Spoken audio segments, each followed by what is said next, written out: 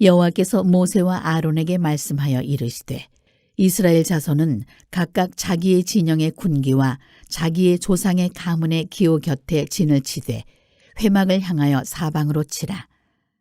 동방 해돋는 쪽에 진칠 자는 그 진영별로 유다의 진영의 군기에 속한 자라. 유다 자손의 지휘관은 암미나답의 아들 나손이요 그의 군대로 계수된 자가 74,600명이며 그 곁에 진칠 자는 이사갈 지파라. 이사갈 자손의 지휘관은 수알의 아들 느다넬이요 그의 군대로 계수된 자가 54,400명이라. 그리고 스불론 지파라. 스불론 자손의 지휘관은 헬론의 아들 엘리압이요 그의 군대로 계수된 자가 57,400명이니 유다 진영에 속한 군대로 계수된 군인의 총계는 186,400명이라. 그들은 제1대로 행진할지니라. 이상은 이스라엘 자손이 그들의 조상의 가문을 따라 계수된 자니 모든 진영의 군인 곧 계수된 자의 총계는 60만 3,550명이며 레위인은 이스라엘 자손과 함께 계수되지 아니하였으니 여호와께서 모세에게 명령하심과 같았느니라. 이스라엘 자손이 여호와께서 모세에게 명령하신 대로 다 준행하여 각기 종족과 조상의 가문에 따르며 자기들의 길을 따라 진치기도 하며 행진하기도 하였더라. 오늘 우리가 함께 읽은 이 민수기 2장은 방금 전에 읽은 34절의 말씀처럼 이스라엘 자손이 여호와께서 모세에게 명령하신 대로 다 준행하여 각기 종족과 조상의 가문에 따르며 자기들의 길을 따라 진을 치기도 하고 행진하기도 하는 규례에 대한 말씀이 기록이 되어 있습니다. 그래서 우리가 함께 읽은 1절에서 9절까지는 그 첫 번째 진영 본대로서 유다와 그에 속한 다른 지파들에 대한 이야기가 나와 있습니다. 1, 2절 말씀을 보시면 이 말씀이 모세가 정한 것이 아니라 여호와께서 모세와 아론에게 말씀하신 것으로, 그리고 그 자손들이 각각 자기의 진영의 군기와 자기 조상의 가문의 기호와 그 곁에 진을 치도록 그렇게 하나님께서 명령하신 것을 볼 수 있습니다. 그리고 이후에는 어떻게 순서가 배치가 되냐면 성막의 출입구가 위치하는 동쪽에 위치하는 지파들, 그래서 유다 지파와 이사갈 스불론 지파가 처음에 등장합니다. 동쪽 진영의 지파들이 나옵니다. 유다 지파는 장자는 아니지만 메시아이신 예수님께서 이 유다 지파로 나옵니다. 그래서 성막의 출입구가 되는 동쪽에 있는 첫 번째 진영의 대표로서 유다 지파가 나옵니다. 그리고 나서는 시계 방향대로 남쪽과 서쪽 그리고 북쪽 이런 순서대로 진영이 소개가 되어집니다. 두 번째 본대인 남쪽 지파는 실질적인 장자인 르우벤 지파를 중심으로 시므온 갓 지파가 위치하고, 서쪽 지파에는 에브라임을 대표로 해서 므낫세와 베냐민 나오는데, 에브라임과 므낫세는 요셉의 두 아들이었습니다. 그리고 베냐민은 요셉의 동생이었습니다. 그러니까 라헬의 아들들의 지파들이 세 번째 진영으로 성막의 서쪽에 위치하고 그렇게 이동하게 되었습니다. 그리고 마지막으로 북쪽에는 단지파를 중심으로 아셀과 납달리 지파가 진을 치게 되어 있습니다. 이 순서가 동, 남, 서, 북 순서가 1, 2, 3, 4 진영, 성막을 중심으로 진을 칠 때는 이렇게 네 방위로 진을 치고 정착하였다가 이동할 때는 이 순서대로 첫 번째, 두 번째, 세 번째, 네 번째 진영으로 대열을 갖춰서 행진하게 됩니다. 제일 앞에는 하나님의 법궤가 인도하고 그 사이사이에는 레위 지파들이 성막과 성막의 성물들을 잘 갖추어서 사이사이에 위치하고, 그래서 만약의 때에는 이런 이스라엘 지파가 성막과 레위 지파들을 보호하실 수 있도록 하나님께서 배려해 주신 부분들이 보입니다. 하나님께서 왜, 만물을 지으신 하나님께서, 그 크신 하나님께서 왜 이런 것까지 이스라엘 백성들에게 가르쳐 주시고 이렇게 간섭하는 것일까라는 생각을 해보았습니다. 하나님이시라면 그래, 너희가 알아서 잘 짜서 성막을 기준으로 진을 치고 이동할 때는 그 순서대로 해라, 간단하게만 말씀하셔도 될 텐데, 하나님께서는 어쩌면 이렇게 배려심 있도록 각 지파들, 12아들들을 상징하는 각 지파들을 그렇게 순서대로 배치하시고 행진하게 하셨을까? 그것은 하나님께서 이스라엘 백성들을 사랑하셨기 때문에, 그래서 배려해 주시고 또 그렇게 하기를 바라셨기 때문에 오늘과 같이 이렇게 말씀하신 것은 아닌가라는 생각을 해보았습니다. 부모가 되면 자녀의 모든 행동들과 모든 것들을 좀 간섭하고 싶어 하시잖아요.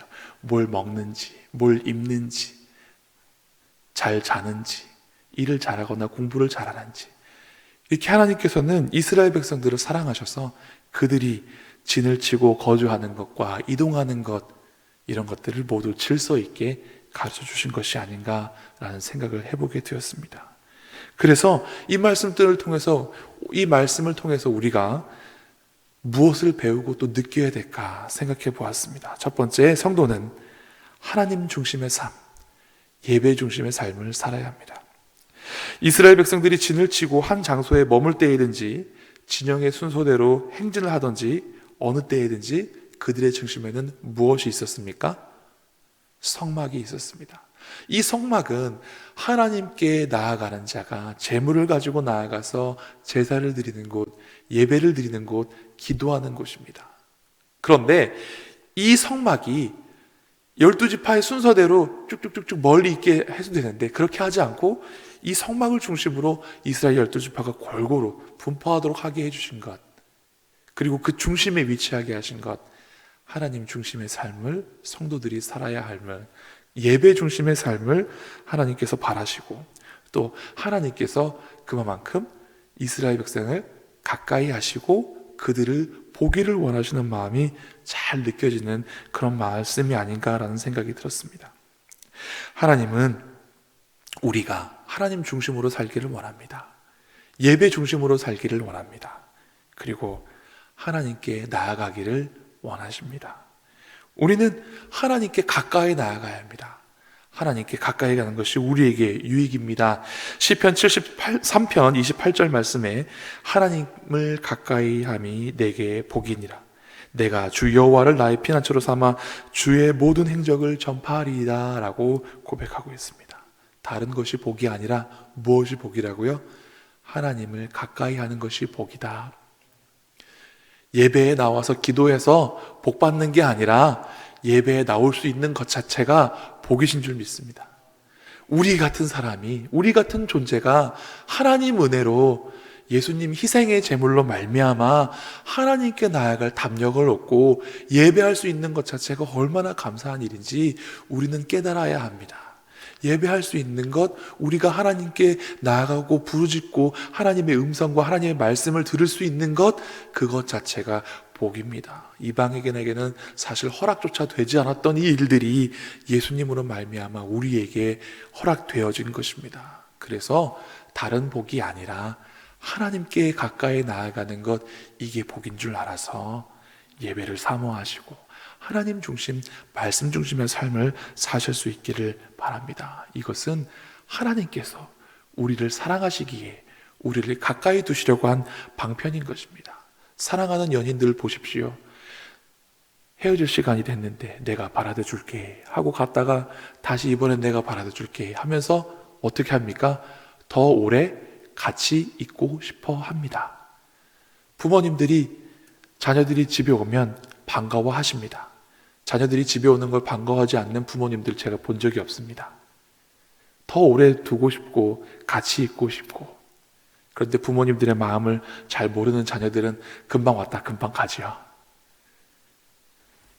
수고스럽고 번거롭기도 하지만 자녀들이 함께 있고 자녀들을 보는 것이 부모에게 기쁨이 되는 것처럼 사랑하는 이들을 더 오래 있고 싶고 더 가까이 두고 싶어 하는 것, 그것이 하나님의 마음이고 거기에 응답하는 우리 역시 하나님 중심 삶, 예배 중심의 삶, 말씀 중심의 삶을 살아야 하는 것입니다.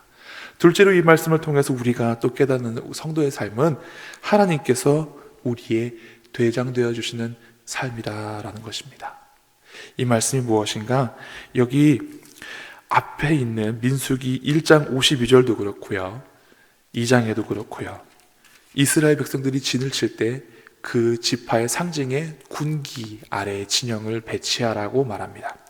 여러분, 여호와는 나의 승리라고 고백할 때 우리가 뭐라고 말합니까? 여호와 니시라고 말합니다. 근데 여호와 니시의 본뜻은 승리가 아닙니다. 여호와는 나의 깃발이란 뜻입니다. 이 깃발을 상징하는 말씀이 오늘 여기 나와 있는 군기에 해당하는 단어인 것입니다.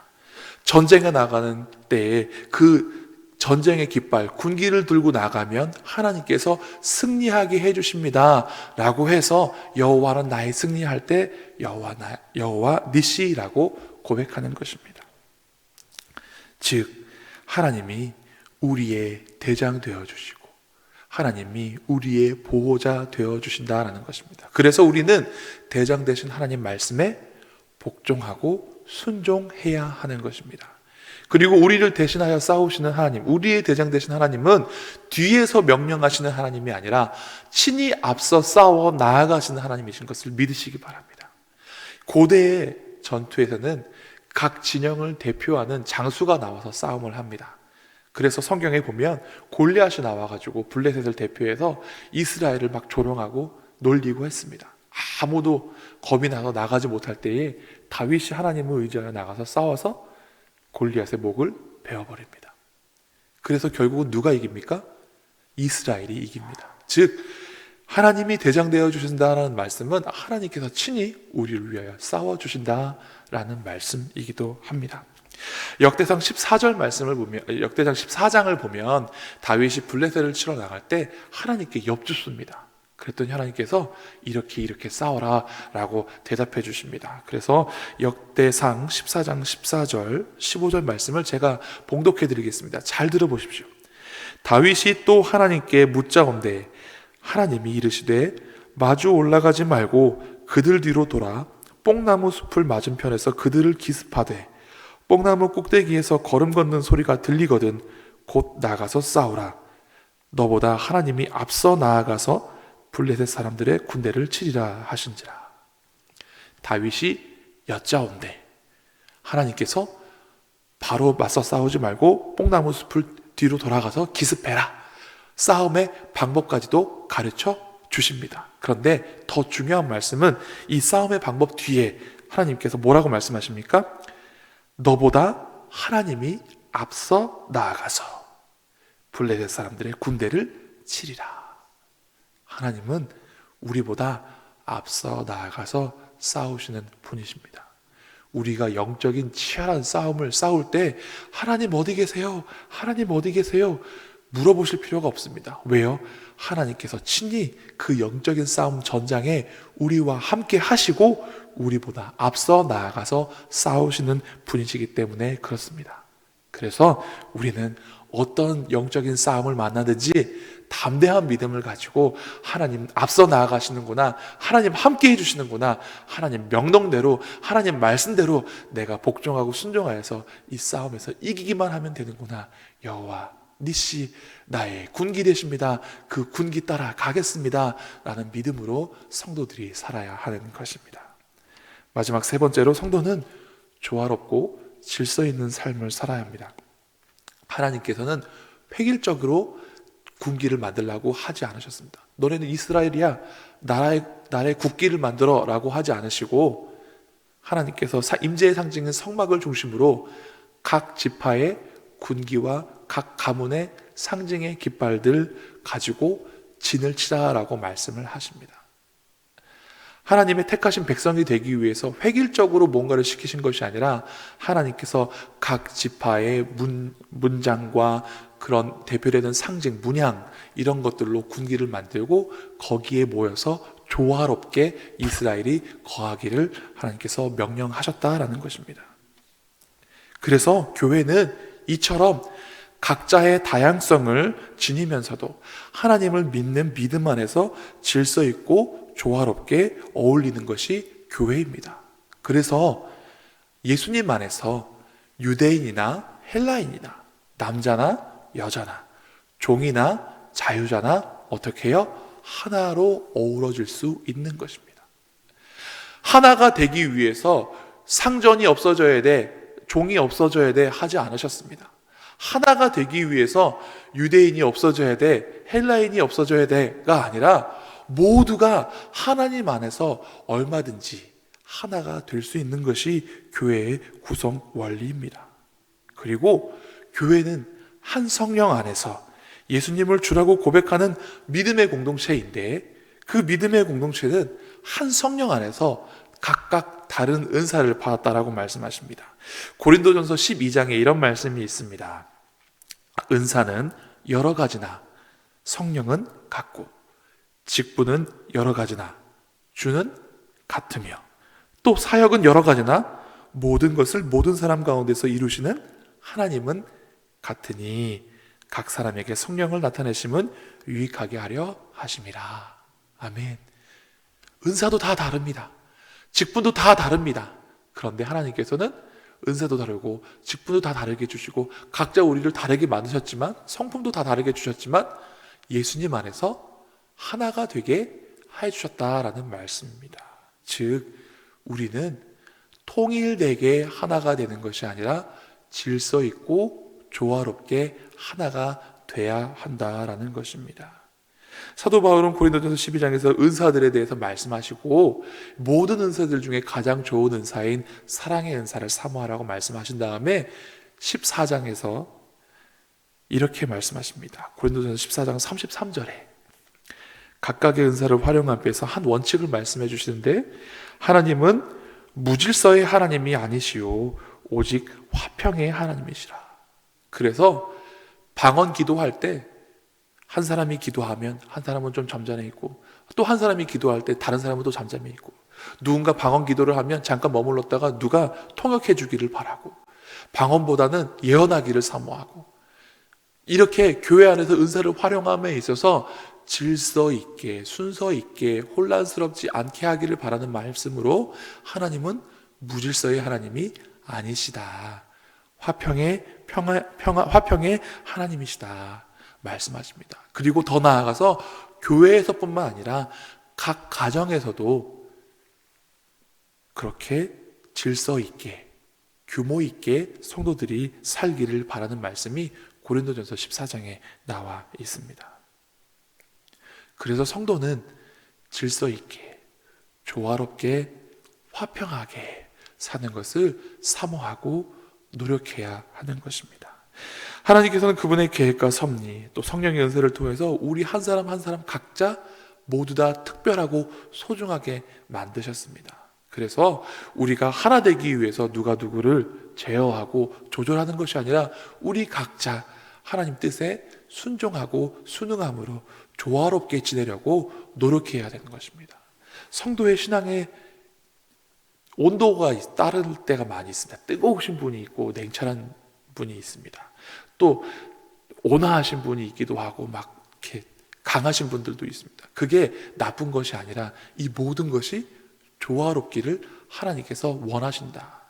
그래서 우리가 다른 사람의 신앙과 다른 사람의 모습을 헤아리고 비판하기보다는 우리가 조화롭게 잘 맞춰갈 수 있도록 서로가 노력해야 됩니다. 야, 하나님 맞추라고 그러고 조화롭게 하니까 나한테 조화롭게 맞춰, 이게 아니라 어떻게 해요? 내가 조화롭게 맞출 수 있는 사람이 되어야 되는 것, 그것이 보다 더 성숙한 신앙을 소유한 사람의 자세가 아닌가라는 생각을 해보았습니다. 이처럼 오늘 이 거룩한 주일 하나님 중심, 예배 중심의 삶을 사시길 바랍니다. 또 우리가 감당하지 못할 영적인 싸움 하나님께 맡겨드리고 기쁨과 확신을 가지고 승리하며 나아가실 수 있는 성도의 삶이 되시기를 간절히 바랍니다. 그리고 하나님께서 주신 우리의 성품과 각자의 은사, 이 교회 안에서 조화롭게 잘 맞춰가면서 사실 수 있기를 간절히 바랍니다. 기도하시겠습니다.